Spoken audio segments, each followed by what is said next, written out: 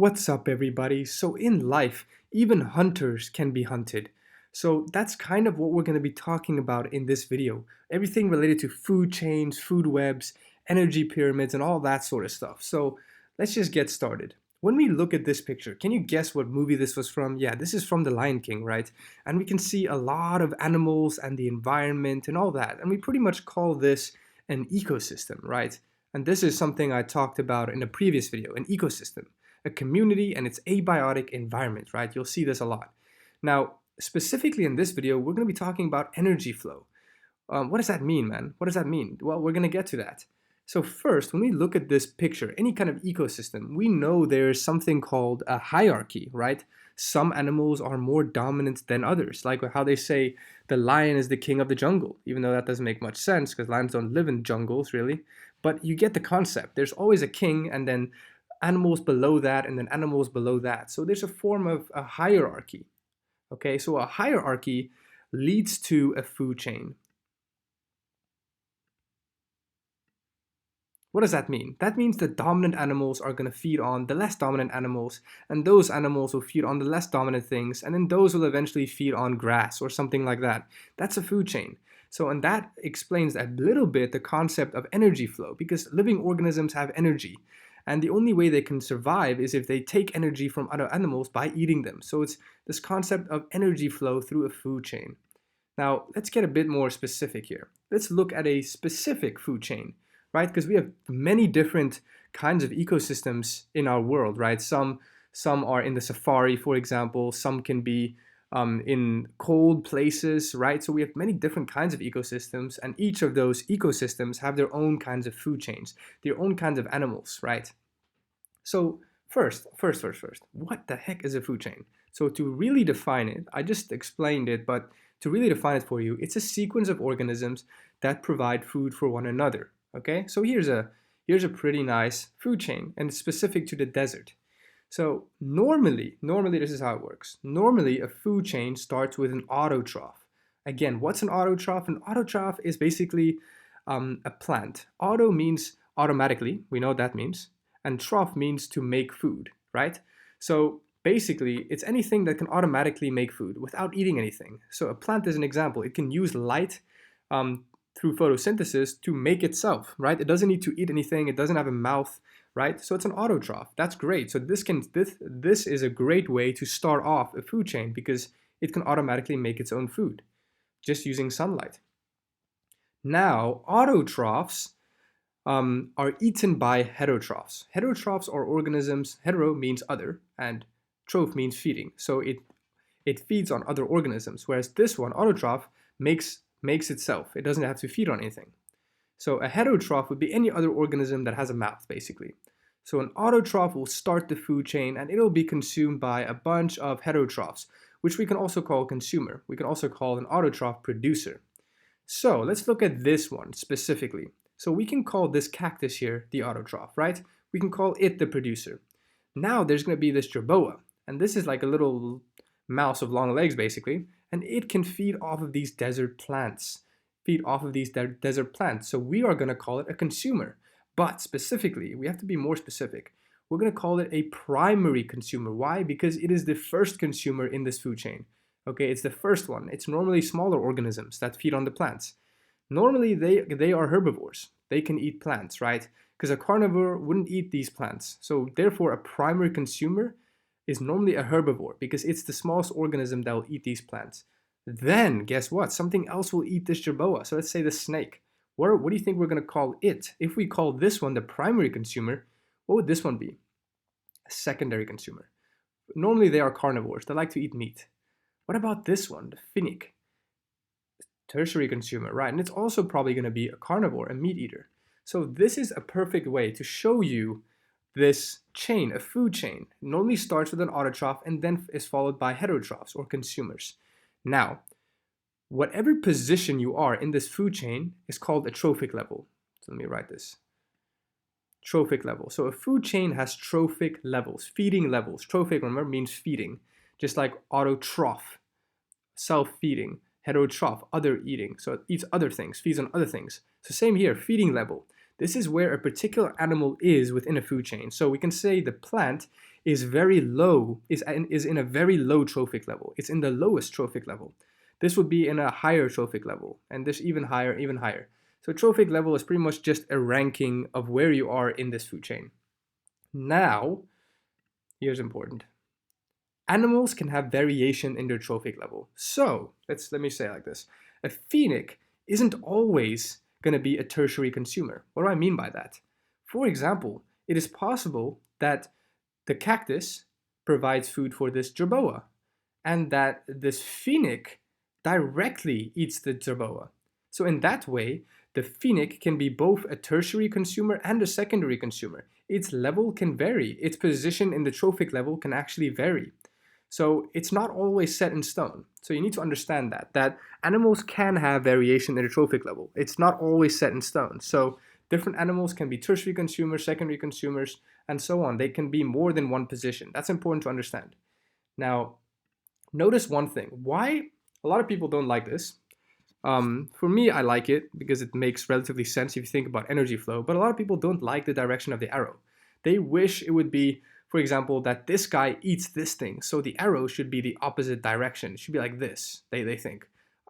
That's not how it is. It should be like this because the arrows are pointing in the direction of energy flow. Remember, we're learning about energy flow now. So the arrows are pointing in the direction of energy flow. So energy is flowing from this cactus into this jerboa. The jerboa's energy will flow into the snake. The snake will flow into this phoenix. So don't get confused. You cannot get this wrong. It's not right if we were to change the arrows around. That would imply that the energy is flowing from this guy into this guy, which is just wrong, right? So don't get confused by that. The arrows are pointing in the direction of energy flow. Okay, so this was one example of food chain and some keywords you need to know. We're going to look at two other examples just briefly, just so we can show variety, So we looked at the desert one here. Now we're going to look at a sea animals one. So again, starts off with what? Autotroph, or a producer. Then we have our primary consumer, secondary consumer, tertiary consumer. The fish, the seal, the shark, right? Again, this is just one example. You can think of so many food chains. Like this was one desert example. I'm pretty sure you can think of 1,000 other ones. So don't think this is the only example. There are so many, okay? So just like there's so many examples for the desert one, there's so many examples for the sea one. Same with the savanna. We've got the grass, which is again the autotroph or the producer, and we got the consumers, right? Going into the beetle, into the meerkat, into the hyena. And again, so many examples. Remember, very importantly, I'll emphasize it again, the positions of the organisms in their trophic levels can vary. The shark can eat Nemo, doesn't have to eat the seal only, right? So the shark can be a tertiary consumer or a secondary consumer. Okay, so that's it basically for food chains. Makes sense, right? Makes sense. Is it realistic? Let me ask you, is it realistic? If you go in nature, is it, if you had to draw a diagram of which things in nature eat each other, would you only make one straight line? Would it be that simple? No, right? There are so many combinations.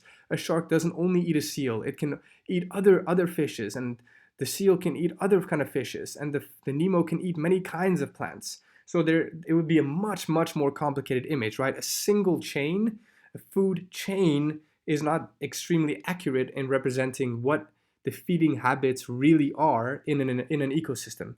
It's actually very complicated.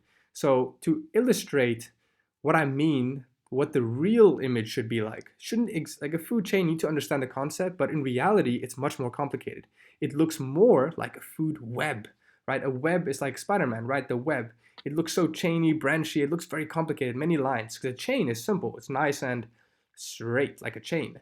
But a food web is crazy complicated. There are many more combinations. Let me illustrate what I mean. Look here. We looked at this one, the savanna animals. This is a food chain. The grass goes into the beetle, which goes into the meerkat, which goes into the hyena, right? So here it is, grass, beetle, meerkat, hyena. But there are many other kinds of food chains that can happen. For example, the grass can be eaten by an ostrich, which can then be eaten by the hyena. Or the grass can go into the beetle, into the meerkat, and can be eaten by a lion. Or the grass can be eaten by the ostrich, which can be eaten by a lion. And there are other plants. Maybe this tree can be eaten by an antelope, which can be eaten by a lion. Maybe this antelope can eat grass, which can be eaten by a lion, right? So what do you see here? You see many food chains, right? This is one food chain. Oh, here's another food chain. Oh, this is another one. Oh, this is another one. And another one. There's so many food chains. So when you combine and link all of these food chains, you form a food web, a more complicated, realistic image of the feeding habits. So here I can put a definition of food web. It's the linkage of these food chains to form a more realistic picture of feeding patterns in a habitat. This is accurate. This is actually what is going on. So one food chain is not accurate, but when you combine them and form this food web, that's more accurate. And this image that I put here isn't even that accurate. You can make crazy complicated food webs. I try to show you a nice simple example, but it can be way more complicated than this, right? You can imagine.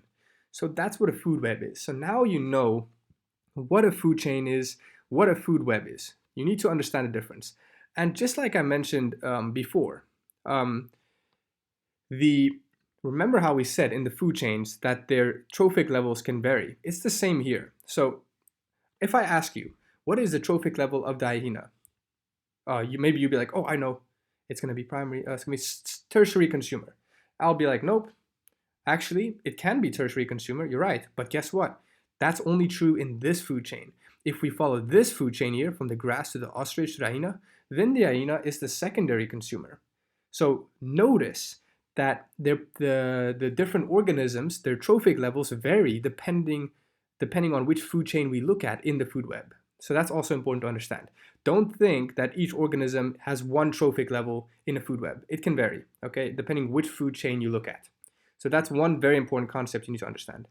Now, who's this guy? Who's this guy? Random guy here. Kung Fu Panda, right? Po. And he is kicking the hell out of a football. Who knows why, but he is. Now, I want you to think about this analogy that I'm about to explain of how energy is transferred. Because if you can get this example of Po and this football, you'll get the real example, okay? Very easily. Imagine, maybe you can imagine Po as you. Imagine you go and you try and take a penalty, right? You know what a penalty is. And you try and kick the ball into a goal in football when a foul has been committed, okay? You're trying to kick it into the goal. Now, you're generating energy from your leg, right? You're going to try and put as much energy as possible into this ball. You're going to smash it into the goal. Now, do you think all the energy from your leg is going to be perfectly translated into the ball moving? No. Energy is going to be lost in many ways that if you do physics and chemistry, maybe you'll get this a bit better, but don't worry. When you kick the ball, sound is created, right? Sound is a form of energy. That means some energy from your kicking went into sound instead of the ball moving. So some energy has been lost as sound. Okay, so that's important. That's one way in which energy from Po has been lost. Instead of going to the ball's movement, it went to sound. Another thing, friction. The grass is grippy. When you kick the ball on the grass and it rolls, the grass may slow it down. So the grass will take away energy in the form of friction. So friction is going to slow down the movement of the ball. Therefore, the energy that was put into the ball will be taken away by friction. So the ball won't go as far as it would have without the grass. That's another example. Another one's wind resistance. When you kick it into the air, the wind is going to slow it down. So some energy will be lost due to wind resistance. And even heat. This is so minor, but when you kick the ball, you generate heat. Heat is a form of energy. So this is another way in which energy is lost. And then one more, inaccurately kicked. If you kick the ball slightly on the side instead of right in the middle, some energy will go into spinning the ball instead of making the ball move forward. So this is another example of how energy is lost. So in life, you need to understand energy from one organism to another. So energy from Po's leg power to moving this ball didn't all go into moving this ball. Some went into losing energy as sound, friction, heat, wind resistance, or inaccurately kicked. There are many ways in which energy can be transferred and many ways in which energy can be lost. So if we look now at this food chain and see how energy works in terms of the food chain, then it should make perfect sense to you. So if we look now at this one, so the desert animals food chain, we know that this cactus stores a lot of energy, just like Po did, right? Now, do you think all of this energy will go into this jerboa when this jerboa eats it? No, right? Some energy will get lost. Not all of it will go to the jerboa when it eats it. Why? 3 important reasons. One can be this: not consumed. Have you ever eaten your salad and just decided, oh, that's enough for me, I'm not going to eat anymore, I'm full? Yeah, same thing here. This jerboa might eat this cactus and stop after a while. It just decides, no, I'm good, I'm full. So it eats it, and leaves a lot of it left over. So not all the energy from the cactus was transferred to the jerboa because, why? Because not everything was consumed, so some energy remains in the plant. So that's one reason. What about another reason? Not assimilated. Ooh, that's a fancy word. Don't worry, it's an easy word. So, when he eats this cactus, when the jerboa eats some of this cactus, it's going to digest it and its digestive system will try to absorb nutrients and all those kinds of things. But guess what? He's going to poop some out and pee some out, which means not everything was assimilated. Assimilated means taken into your body to be used for energy. Some of it is going to be pooped and peed out. So that's another way in which energy is lost. Some of the energy will be pooped out and peed out. So that's two reasons. One more important reason that you need to know in which energy is lost: cell respiration. So let's say this cactus, right? This jerboa, it eats a little bit of the cactus. So firstly, some was not consumed, so not all the energy was transferred. Secondly, it poops and pees some of the stuff out that it ate. So that's a second way in which energy was not perfectly transferred. Some are lost. And then lastly, for this jerboa to travel to the next cactus, it's got to survive and jump around and move, and it needs to spend energy. Cell respiration is the process in which we make energy so that we can survive. So, let me show you this picture. So, this jerboa, okay, loses energy in the form of heat. Why? Let me show you. When this jerboa eats its meal, say the cactus, right, it needs to break it down into glucose, small glucose. Glucose will be turned into ATP, which is energy. So some of the food that it ate, it doesn't stay in its body just like that. It's going to get broken down. When it gets broken down, you're getting rid of the energy. You're breaking it down to make ATP. So therefore, we lose energy in the form of cell respiration because we're trying to make ATP by breaking the food down, which means the food isn't there anymore because you're breaking it down. So that's another important reason how energy can be lost. So overall, not consumed, not assimilated, and lost as cell respiration as they try and just survive, breaking down the food they ate. Okay, to make ATP so that they can survive. So these are three very key ways in which energy is lost. Okay, and so whatever remains after what is not consumed, not assimilated, and cell respiration, that is going to remain, and that can be passed on to the next organism, right? So the actual body of the animal. Now, let's look at something else here. So we just looked at these ways in which energy can be lost. Now let's put it in another form, in another shape that can be more easily understood. So if we look at this, we're going to talk about an energy pyramid, and you'll understand what that means. So right here, we have a pyramid-shaped diagram. Okay, you may not get what this is yet, but don't worry, it's going to make sense. Let me put this. So this bar, each bar here, represents something. If we look at the lowest layer, it's grass, right? And the width of the bar represents the amount of energy within this, okay? So there's a lot of potential energy in the grass, a lot of energy. Now, let me show you something. We just said when the beetle consumes the grass, only 10% of the energy, only a little bit of the energy is passed on, and a lot of it is lost. Specifically, you need to know this, very important. Only 10% is passed on from the producer to the primary consumer. Only 10%. That's so little. All the other energy, the other 90% is lost. How are they lost again? Through these mechanisms: not consumed, not assimilated, and cell respiration. So 10% of the energy from the grass is passed on. The other 90% is lost because it's not eaten, it is not assimilated, and cell respiration. So that's very important. So a very little is actually passed on.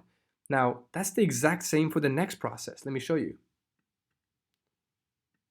So this beetle, which is consumed by meerkats, only 10% of the energy will be passed on and 90% will be lost. So that's crazy. So if you think about it, if we had to make another level, that would mean the same thing. So 10% of that will go to the next organism.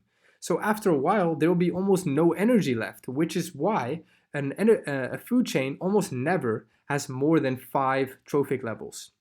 So let me show you here. So a food chain is never longer than 5 organisms. Seldomly, it can be 6. Since the biomass is just the amount of organisms, or the weight of the organisms at a specific trophic level.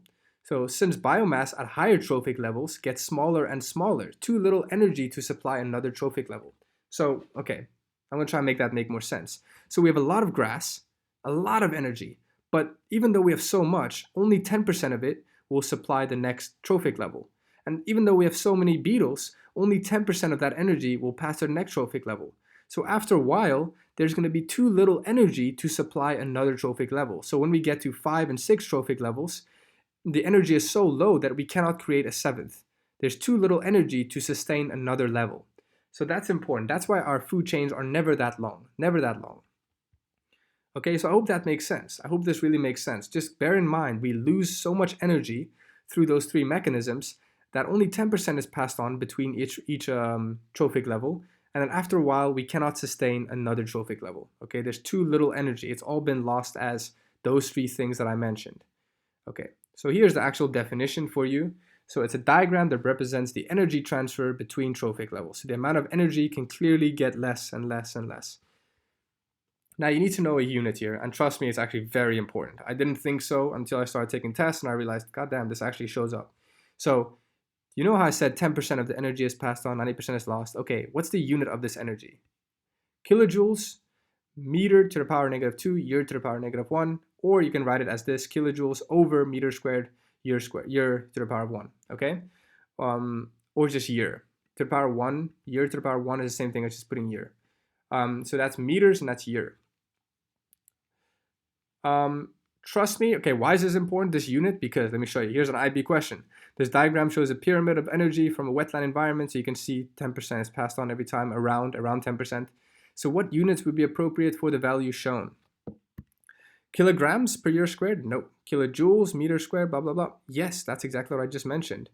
Joules per meter? Nope. So you can see it's actually important. It legit shows up. So make sure you know the unit, the energy unit of the energy pyramid, okay? Last thing here, so remember this, you know already, I'm just going to put it here. The plants took energy where? Because we know the beetles take energy from the grass. So the grass takes energy from where? From light energy, the sunlight, right? To make photosynthesis. Okay, great.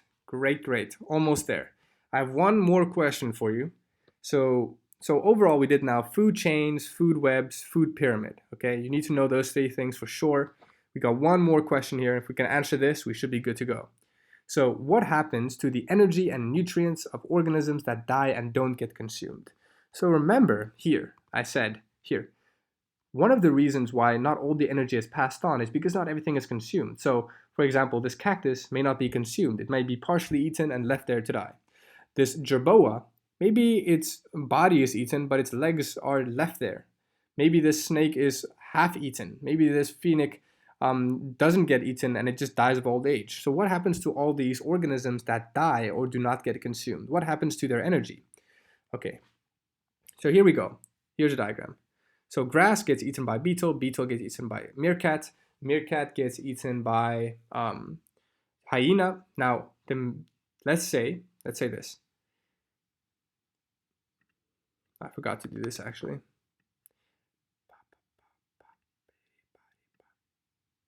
Here. Okay, so let's say not all the grass is consumed, so some of it dies. Some of it is left there. So this grass will go to, something will happen to this grass. This beetle, even though some of it is consumed by the meerkat, some of it is not consumed. So something's gonna happen to that. This meerkat is not gonna be entirely consumed by this hyena. Maybe some is left, like the bones and stuff like that, and that's gonna go here. The hyena may just die of old age or some disease. And so what's going to happen to all that? This red arrow is representing to what happens to the remaining energy, the remaining nutrients of these organisms that died or didn't get consumed. So rest in peace. So they die. Now, what happens to that? So organisms that die or not consumed, something special happens. There are small organisms called detrivores and saprotrophs. So it's like little worms, little mushrooms. We call them detrivores and saprotrophs, and they are decomposers. So they are going to break down the dead things. So anything that died or didn't get consumed in the food chain will get broken down by these saprotrophs and detrivores. And you'll learn about these two in another, I think 4.1, you learn about these. So what they are. Now they'll break them down and recycle them. So they'll break them down to survive. So first of all, they'll break them down for their own energy. and they will recycle some things. So living things, make sure, living things like this are organic and inorganic. So they have organic parts and inorganic parts. Organic parts are broken down and released as heat through cell respiration. So let me show you. So organic things are little molecules that can be broken down to form ATP, right? And in the process of making ATP, you'll learn this in cell respiration, you release a lot of heat, a lot of heat. Heat cannot be recycled. Heat is released and it's gone, okay? So all organic parts, so if we go back here, so when these saprotrophs and detritivores break down the organic part, the part that can make ATP, a lot of it is released as heat. So after a while, there'll be no organic things left. It'll all be released as heat. Everything will be broken down into ATP and heat, right? That makes sense. But there's another part. Or living organisms have organic parts and inorganic parts. So organic parts, like I just said, can be broken down to make ATP, and some of it is released as heat, right? Which cannot be recycled. But there is other parts, inorganic factors, that cannot be broken down. In fact, they are recycled, so they never die. So, for example, this won't make entirely sense because you need to know some chemistry, but they won't like quiz you much on this. It's just understand the idea. So there's these inorganic factors, okay, inorganic factors that can be recycled. And they include nitrogen compounds or something like that, or things like that. Don't worry about this much. But just know that there are inorganic things that cannot be broken down into energy and released as heat. But these detritivores and saprotrophs basically take these inorganic factors from the dead things and puts them into the soil. And then the plants can use these inorganic factors like soil and sunlight to do photosynthesis. So that's very important. And in doing so, the plants use these inorganic factors like soil and sunlight to create itself. And itself is living and organic. And it can do cell respiration, right? So the big idea is know that not everything is consumed. The things that are not consumed or die, rest in peace, will be broken down by detritivores and saprotrophs. In the form, the organic part will be broken down by cell respiration to make ATP so they can survive. And as a byproduct, heat will be released. Now the inorganic part will be recycled and put back into the soil. Inorganic things include the soil, nutrient like minerals inside it, and sunlight. Now the plants will use these inorganic things to create itself through photosynthesis, and itself is organic. And organic things can be eaten by one another and keep each other alive. So that's one big thing you need to understand. So I hope that makes sense. So when you think of a food chain, don't just think this, okay? You got to think when they die, other stuff also happens. These things here that I just mentioned. So just bear that a food chain has this, but in reality, when they die, these things also happen. So here is a diagram that I got from a book that pretty much explains exactly what I just said in a more like cool diagram. So here we have light. Light is used by these plants, this green layer here. Like they have basically, this is a cool diagram because it is a pyramid, an energy pyramid, mixed with how the energy is lost in one diagram. So it's pretty cool. So you have the light energy used by plants. Plants, then some of the energy goes into the primary consumers, right? Some of it, 10%. 90% is lost as heat. You can see here, some of it is lost as heat through respiration. Some other is lost by not consumed. Remember how I just said, so these here are lost as heat energy. Some of it is not consumed. So they will go to detritivores and saprotrophs, right? Now, same with the second layer. Primary consumers will lose some energy as heat as they do cell respiration and other things. Some are going to be passed to the secondary consumers. Some energy will pass to detritivores because these things were not consumed or died. Same with the next layer and next layer until the layers run out. And then the detritivores will take all this dead organisms, break them down to make ATP, the organic part, right? It will make ATP, the organic part, so that it can survive. And then the inorganic part will be recycled into the soil so that the plants can reuse it. So all animals which are organic plus inorganic are eventually consumed, and their organic part is released in the form of heat, energy, which is non-recyclable, but the inorganic parts like the nutrients and elements and all that kind of stuff can be recycled and returned to the autotrophs, which can use it to restart the process. So that's it for energy flow. I hope it made sense as much as possible. Know the three things: food chain, food web, energy pyramid, and the concept, and this whole concept of what happens to the energy and what happens to the dead things. And then that's all you need to know.